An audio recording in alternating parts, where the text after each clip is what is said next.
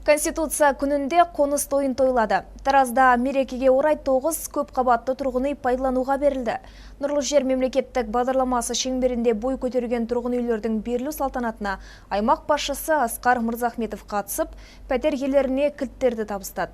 Шаһардың 15-ші шағын ауданынан жаңа баспанаға ие болғандардың дені көп балалы жанұялар мен толық емес отбасылар. Қала халқының саны өсумен тұрғын үйге деген сұраныс көлемі де ұлғаюда. Сол себептен де өңірімізде баспанамен қамтамасыз ету бойынша жұмыстар әлі де жалғасып жатыр. Соның ішінде қалада жаңадан соғылып жатқан 15-ші шағын ауданын атап өтуге болады. Бірнеше жыл бұрын ашық дала болатын, ал қазір жаңадан тұрғын үйлер бой көтерген көрікті мекенге айналды. Бұл күні барлығы 720 пәтер пайдалануға берілсе, оның 200-ге жуығы бағдарлама арқылы банктың тиісті шешімін алған. Яғни 200-дей отбасы қоныс тойын тойлағалы отыр. Қалғаны алдағы уақытта Нұрлы жер 7-20-25 бақытты отбасы бағдарламалары арқылы берілетін болады. Халықты баспанамен қамту мемлекет саясатының басты бағыттарының бірі екенін жақсы білесіздер.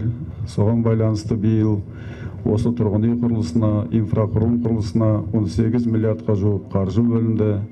Сол қаржыға 30 тұрғын үйдің құрылысы және 24 инфрақұрылым жобаларының құрылысы бүгін таңда жүргізілуде. Нәтижесінде жылдың қорытындысымен биыл 2175 отбасыны пәтермен қамтуды біз көздеп отырмыз. Одан бөлек берілетін үйдің басым көпшілігі көп балалы отбасылар екендігін айта кету керек.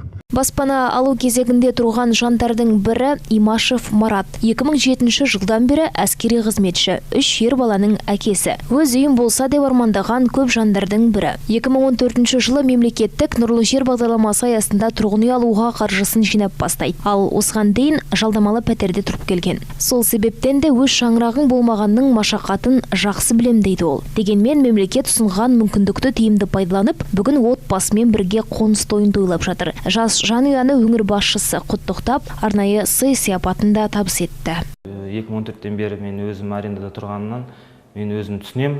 Негізі арендада тұрған өте қиын негізі. 3 ай тұрдық, 3 айда жаңағы үйдің хозяйны дейді ғой. Үй сатылды деді. 3 айдың ішінде долгосрочно тұрамыз деп, 3 айдың ішінде көшкен күндерде болды. Енді өз пәтерім болған негізі жақсы ғой. Негізі жас семьяға, отбасыларға негізі счет ашып жилстройда алса бәрі мүмкін екен. Соған көзім жетті. Айта кетейік, өңірдегі көп балалы отбасыларын тұрғын үймен қамтамасыз ету мәселесін шешу үшін ағымдағы жылдың бірінші жарты жылдығында 120 жанұяға пәтер кілті табысталды. Оның 93-і арендалық үй болса, 27-сі демеушілер есебінен. Ал жыл соңына дейін тағы 493-ін тұрғын үймен қамтамасыз ету жоспары бар. Перизат Қуатқызы, Азат Байсемір, 7-7 Ньюс.